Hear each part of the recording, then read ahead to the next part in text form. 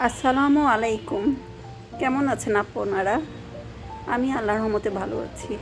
দেখেন বাইরের আকাশটা কত সুন্দর। এই যে আমাদের বালকনি। রান্নাঘরে চলে আসলাম। আর রান্নাঘরে আসলে তো অনেকটা সময় চলে যায়। এই যে কী করব চিন্তা করতে করতে এই যে আলু সিদ্ধ উঠে দিলাম। ভাবলাম এগুলো করি। এই যে বেগুন দিয়ে ছোট মাছ রান্না করব। আর এই কুমড়া বড়ি দিয়ে আলু দিয়ে মাছ রান্না করব। এটা আমাদের উত্তরবঙ্গের ঐতিহ্য। কুমড়া বড়ি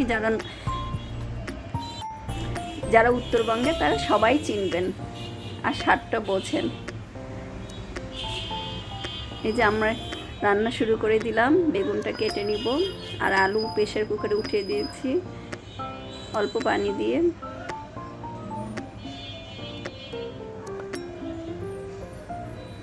দুটো শীষ উঠলেই নামিয়ে দেবো। এই যে বেগুনটা কেটে ফেললাম। যে আলু সিদ্ধ হয়ে গেছে, যে মাছ হলুদ লবণ দিয়ে মেখে রাখছি, এই যে পেঁয়াজ কাঁচামরিচ, মাছটা মেখে দেব।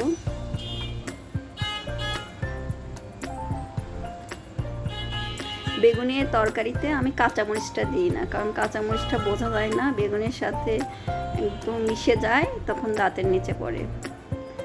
এই জন্য আমি শুকনো মরিচ দিয়ে রান্না করি। কিন্তু পটল বলেন অন্য কোনো চচ্চড়িতে কাঁচামরিচটাই দিয়ে শুধু রান্না করি।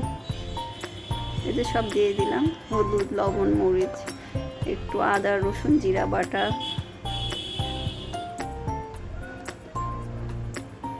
হলুদ দিয়ে দিলাম। এই যে এখন মশলা দিব, আদা রসুন বাটা,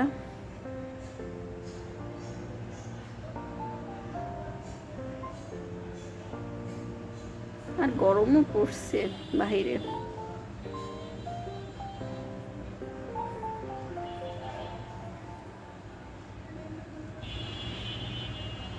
যে মাছ দিয়ে দিলাম, মাছ দিয়ে একটু মেখে নেব, পানি দিয়ে দিলাম।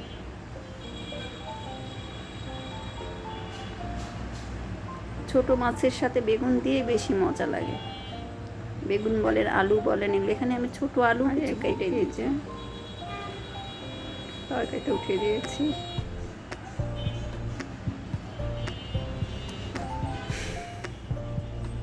এই কুমড়া বড়িটা আগে ভেজে নিব।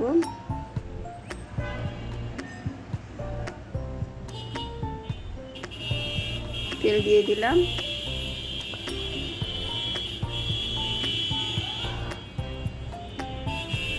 আপনারা কে কে কুমড়া বড়ি খেতে পছন্দ করেন জানায়েন। আমাদের তো খুব পছন্দ, সবাই মাছ থেকে কুমড়া বড়িটাই সবাই পছন্দ করে। আর আলু দিয়ে কুমড়া বড়িটা বেশি মজা লাগে।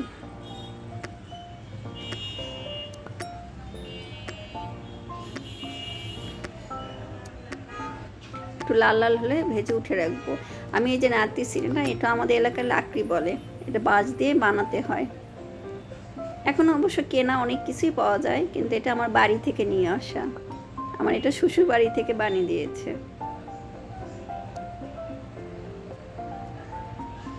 এই যে উঠিয়ে ফেললাম।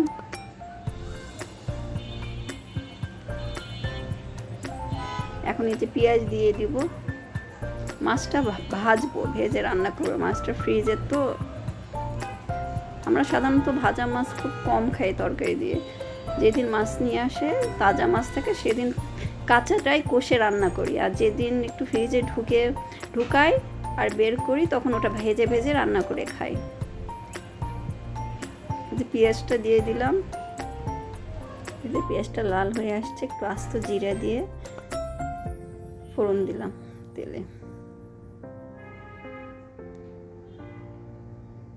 আচ্ছা,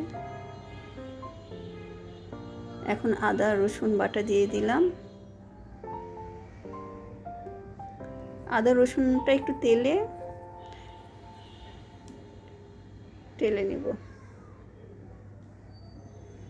তারপরে এখন একটু পানি দিয়ে দেব।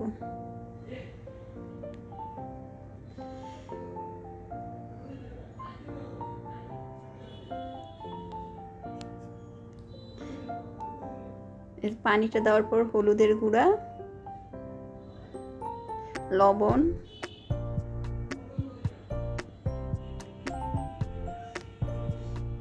মরিচের গুঁড়া দিয়ে দিলাম।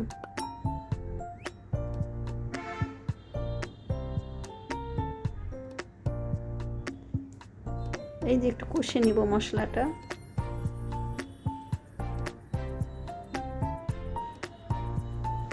মশলাটা কষানোর পর এই আলুটা ঢেলে দেব।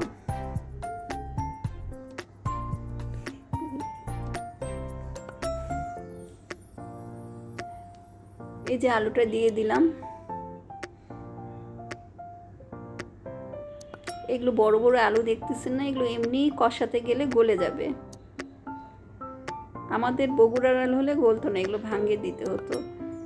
আর এগুলো সাদা আলু তো এমনি নরম, একদম গলে যাবে। বেশি ভাঙলে আবার কুমড়া বড়িও দিয়ে দিলাম, দিয়ে একটু নেড়ে চেড়ে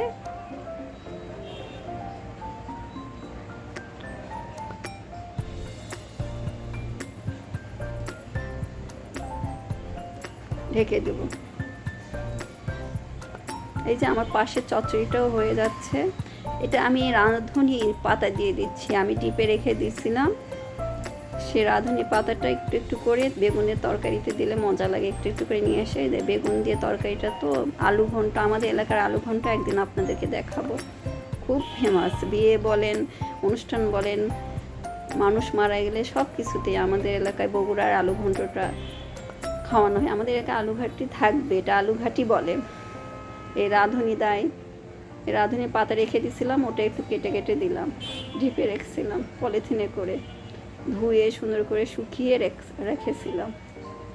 আর এই যে এটা পানি মরে গেছে, এখন একটু কষে নেব। এই যে টমেটো আমি ফ্রোজেন করে রাখি। আস্ত টমেটো, শীতের টমেটোগুলোর অন্যরকম মজা। আর এখন বাজারে যেগুলো টমেটো পাওয়া যায় সেগুলোর তো কেমন একটা টক থাকে না, মিষ্টি মিষ্টি, ওগুলো তরকারিতে দিলে মজা লাগে না। আমি শীতের সময় একদম দেশি টমেটোগুলো নিয়ে আসে, ধুয়ে পরিষ্কার করে সুন্দর করে পলিথিনে করে ডিপে রেখে দিই। এই 4টা ছোটো ছোটো টমেটো নিয়ে আসে কেটে দিয়ে দিলাম তরকারিতে। এটা একদম ঝোলের পানি দিয়ে দিব, দিয়ে বলক উঠে যাবে তরকারিটা।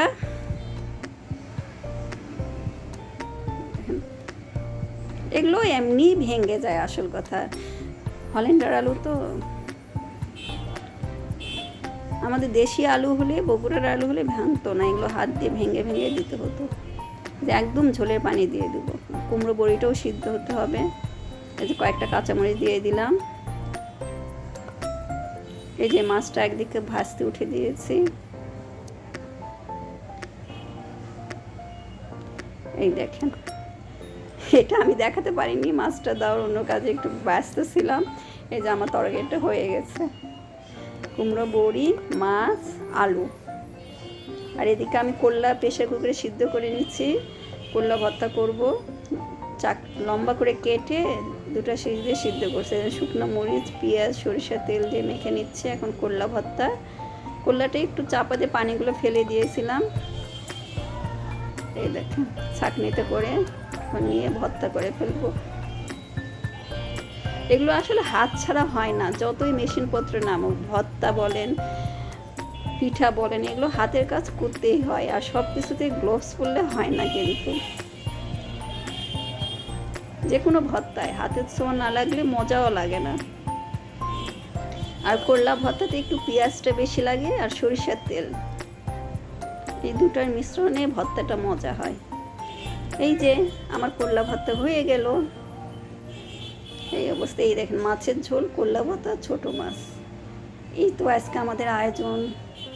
আপনারা সবাই ভালো থাকবেন, আমাদের জন্য দোয়া রাখবেন, আর মজার মজার খাবার খাবেন, বাসায় রান্না করে খাবারগুলো খাবেন। এই তো, আল্লাহ হাফেজ।